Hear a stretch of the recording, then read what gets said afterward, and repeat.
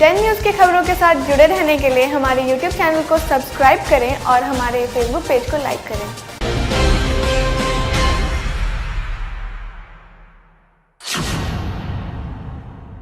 नमस्कार, आपका स्वागत है डेन न्यूज़ में और आपके साथ मैं हूं प्रतिज्ञा कश्यप। खबरों की शुरुआत करने से पहले एक नजर डालते हैं आज की सुर्खियों पर। बिहार में लगातार कोरोना के संक्रमण का मामला बढ़ता जा रहा है। फिलहाल मुजफ्फरपुर में अभी तक कोई मामला सामने नहीं आया है। वहीं इसके आसपास के जिलों में मामला आ चुका है, जिसे देखते हुए जिला प्रशासन ने पूरी तैयारी कर रखी है कि अगर ऐसा मामला आए तो उससे निपटा जा सके। वहीं जिलाधिकारी ने बताया कि कोरोना को लेकर पहले से ही तैयारी चल रही थी। इसको लेकर हम अलर्ट मोड में हैं। कोई भी पॉजिटिव केस आएगा तो उससे निपटा जाए, इसको लेकर कोविड केयर सेंटर भी चिन्हित कर लिया गया है। उसमें पूरी तैयारी कर ली गई है। कोई भी पॉजिटिव केस आएगा तो उसमें उसको रखा जाएगा और जिस एरिया से मिलेगा उस एरिया के 3 किलोमीटर के दायरे को सील करने को लेकर पूरी तैयारी कर ली गई है। कोरोना को लेकर के हम लोगों की तैयारी पहले से ही चल रही थी और हम लोग बिल्कुल अलर्ट मोड में हैं, रेडी हालत में हैं। कोई भी मामला अगर आता है तो उसको हैंडल करने के लिए पूरी तैयारी हम लोगों ने कर लिया है।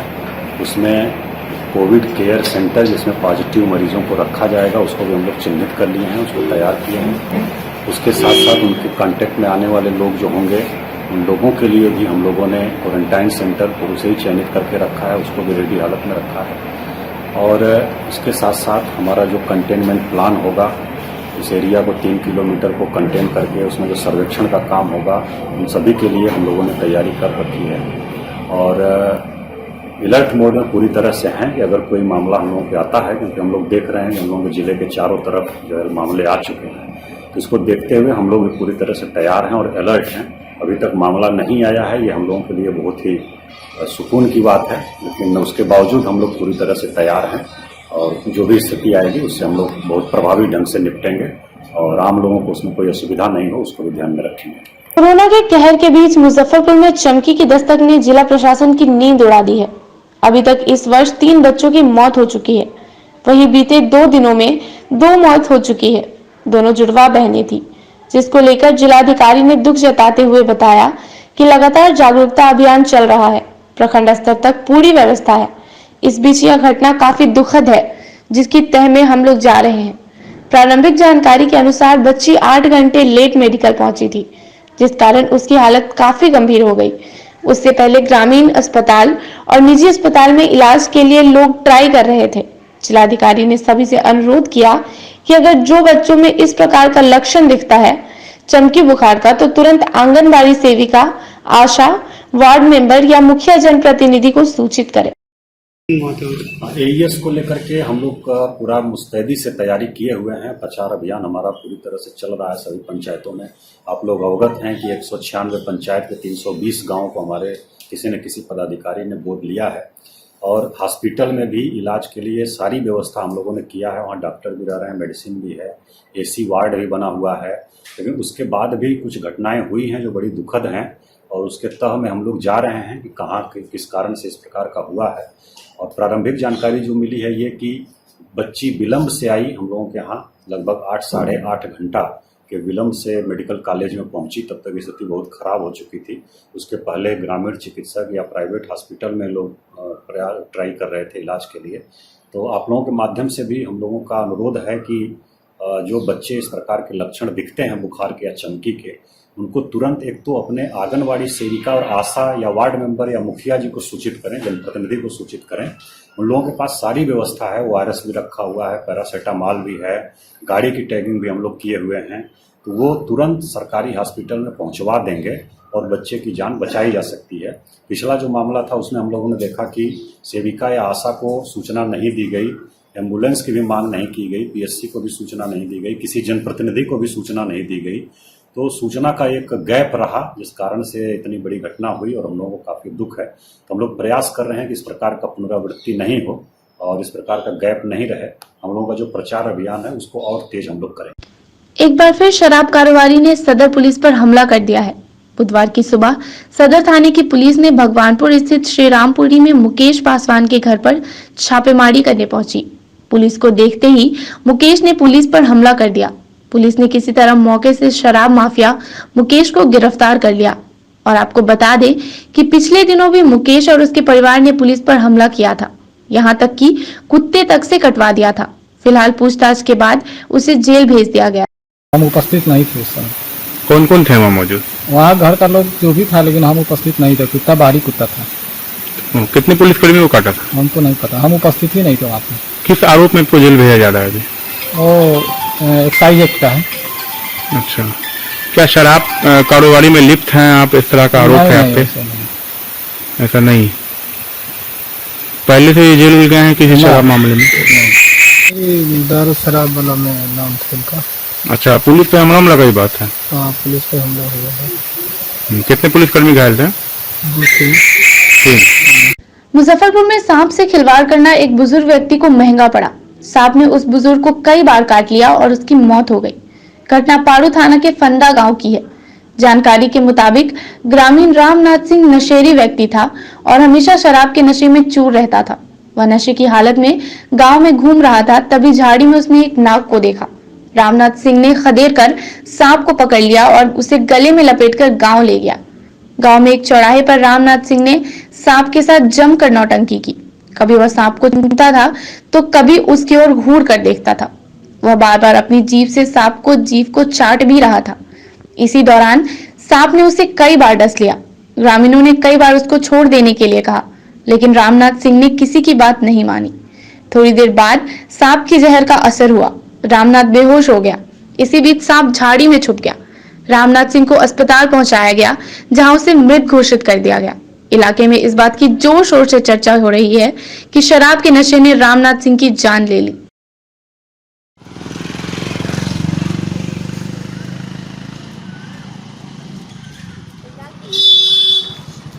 वो काटनू लेट हुआ मतलब ओके छोड़ ना दहू। फूलदार ना बन हो जा। हाँ तो ओके छोड़ दहू अब तू लाओ तो फिर कटवा बहुगे। हाँ कटवाए मौगे कटवाए तोहर कटवाए खेला देखा ना जाओ यहाँ तोरा मिल जाए तो। झूठ बोले छो बाक फोटो खींचे को तो नहीं देखी देख खेला कर तो नीचे रखो ना। हाँ 10 को बीच को हाँ चल जा दे दो। मंगवेबे तो ना जाए वो नहीं करी दे तो। हाँ तो कहो दे आके दे तो। वंचित परिवारों को राशन कार्ड मुहैया कराने और राहत रकम के वापस आ जाने को लेकर जिलाधिकारी डॉक्टर चंद्रशेखर सिंह के द्वारा दिए गए डेडलाइन के आखिरी दिन जिलाधिकारी ने अधिकारियों को कई जरूरी निर्देश दिया।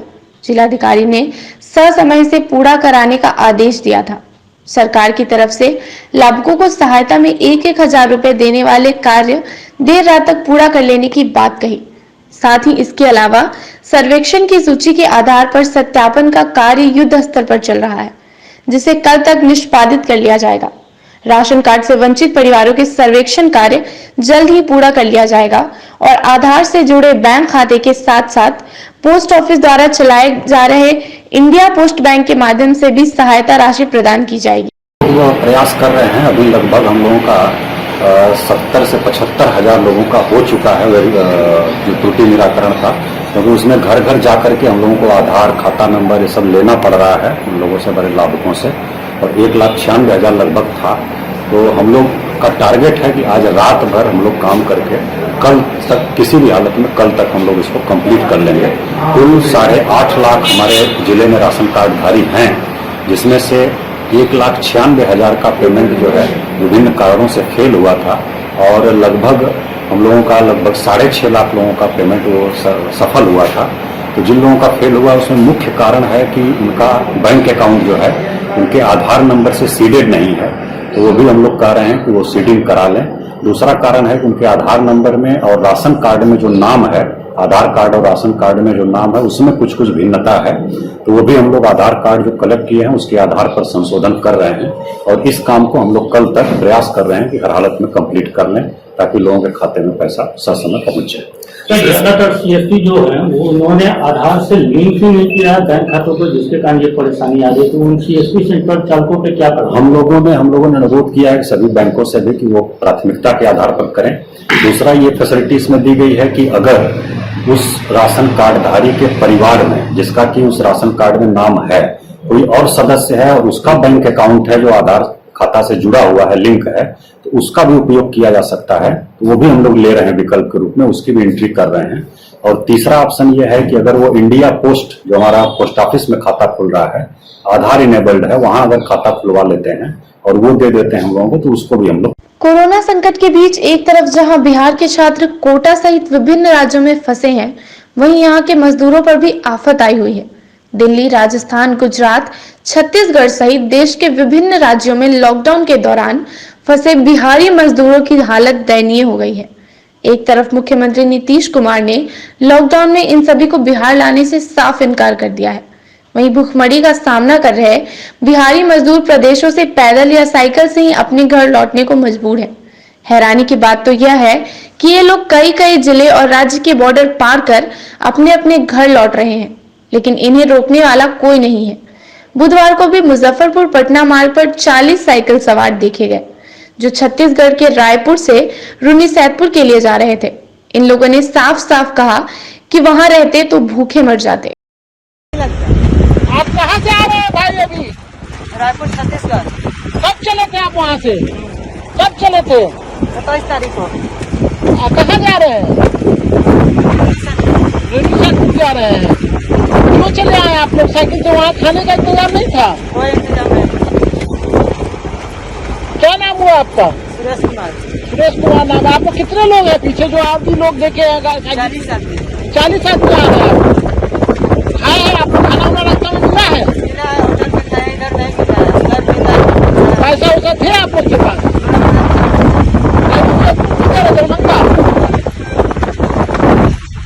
बुधवार को भाजपा के वरिष्ठ नेता डॉक्टर अशोक कुमार शर्मा के द्वारा नगर निगम के कंपनी बाग अंचल के सफाई कर्मचारियों को मास्क, गमछा, सैनिटाइजर, साबुन और महिला सफाई कर्मचारियों को मुंह ढकने के लिए स्टॉल के साथ अन्य सामान व प्रशस्ति पत्र देकर सम्मानित किया गया।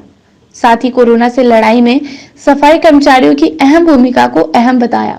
उन्होंने कहा कि नगर निगम के करीब 1200 कर्मचारियों को 6 चरणों में आवश्यक सामान, जिसमें गमछा, सैनिटाइजर, मास्क और साबुन का वितरण किया जाएगा। वहीं करीब 600 स्वास्थ्य कर्मियों को भी सम्मानित किया जाएगा, क्योंकि पूरा विश्व जब संकट के दौर से गुजर रहा है, ऐसे में इनके द्वारा जान जोखिम में डालकर लोगों के जान की रक्षा करना किसी योद्धा से कम नहीं है। हमारे प्रधानमंत्री नरेंद्र मोदी ने भी इन्हें कोरोना वॉरियर्स कहा है और इन सभी को सैल्यूट भी किया। लिहाजा हम सभी का फर्ज बनता है कि इनके जज्बे को सलाम करें और इनकी हर संभव मदद करें। वहीं उन्होंने कहा कि हम अपने आसपास भी नजर रखें कि किसी भी प्रकार से असहाय लोगों की मदद की जा सके।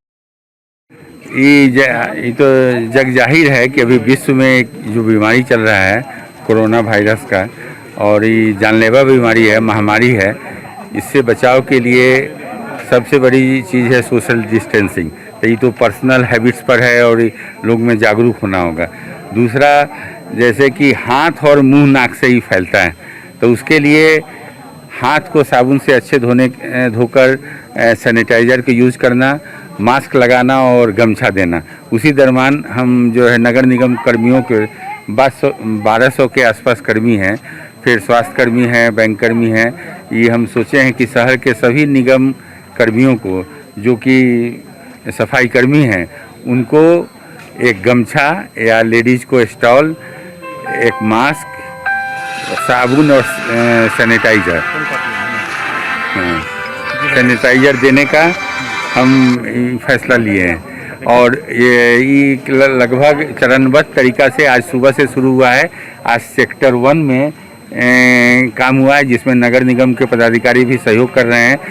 हमारे साथ नगर निगम के कार्यालय अधीक्षक अशोक बाबू भी हैं, ये भी सहयोग कर रहे हैं। दिए हैं, सम्मानित किए हैं? अभी सुबह 100 लगभग उतना ही। अभी तो चरणबद्ध तरीका से हो रहा है। लगभग 200 का रोज होगा, 6 दिन चलेगा। 5 तारीख को अंतिम जो है। हाँ, चूँकि एक साथ तो 1000 आदमी को हम जमा कर नहीं सकते हैं और निगम में 1200 कर्मचारी हैं, तो चरणबद्ध तरीका से हम सभी लोगों को प्रोत्साहित और सम्मानित करेंगे।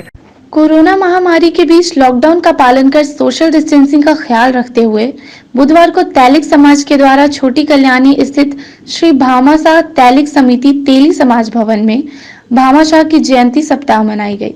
जिसमें सभी ने उनके चित्र पर पुष्प माला चढ़ाकर श्रद्धा सुमन अर्पित किया।